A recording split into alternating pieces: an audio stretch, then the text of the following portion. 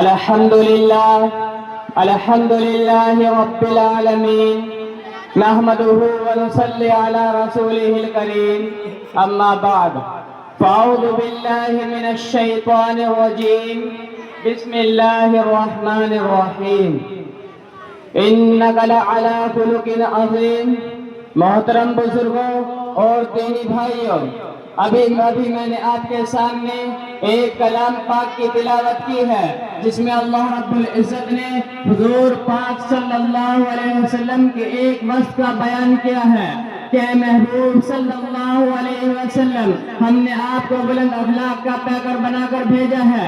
آپ صلی اللہ علیہ وسلم کی حیات طیبہ میں اعلیٰ ترین اخلاق کے نمونے ملتے ہیں۔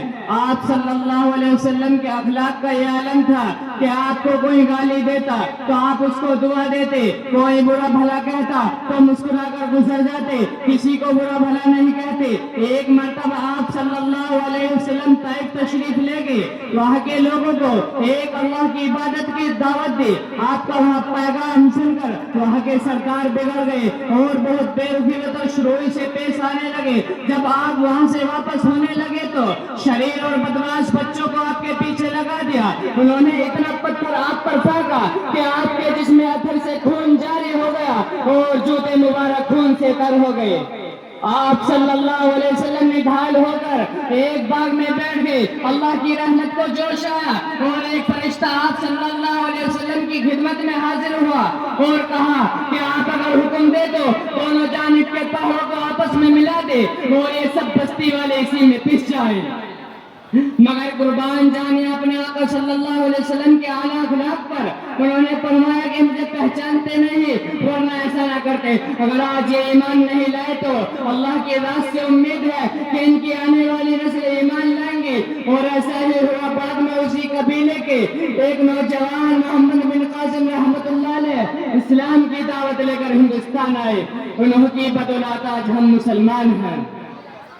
الہی رحم کر کے انصار طائف کے مکینوں پر، الہی رحم کر کے انصار طائف کے مکینوں پر، الہی پھول برسا پتھروں والی زمینوں پر۔ جہالت ہی نے رکھا تھا صداقت کے خلاف ان کو، جہالت ہی نے رکھا تھا صداقت کے خلاف ان کو، بیچارے بے خبر انجان ہے کرتے معاف ان کو۔ اسی طرح ایک بڑھیا کا واقعہ ہے، روزانہ آپ صلی اللہ علیہ وسلم کے اوپر کوڑا کرکٹ پھینک دیتی مگر آپ صلی اللہ علیہ وسلم سے کچھ نہ کہتے، خاموشی سے گزر جاتے۔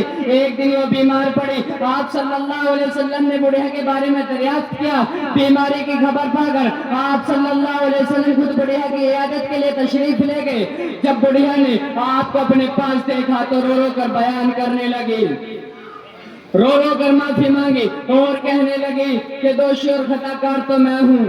اسی وقت اسلام میں داخل ہو گئے۔ آج دشمنان اسلام نے یہ غلط خبر پھیلا رکھی ہے کہ اسلام تلوار کے زور سے پھیلا ہے، مگر حقیقت یہ ہے کہ اسلام حسن اخلاق سے پھیلا ہے۔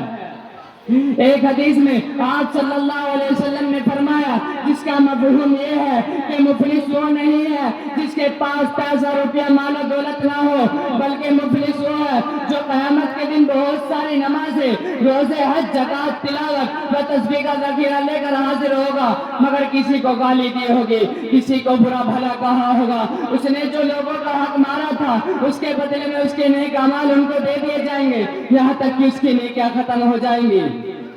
یہ حدیث ہم کو اس بات کی طرف متوجہ کرتی ہے کہ ہم اپنے بندوں کے حقوق اور معاملات کی بہت زیادہ خیال رکھیں اور اپنے ساتھ سے کسی کو تکلیف نہ ہونے دیں۔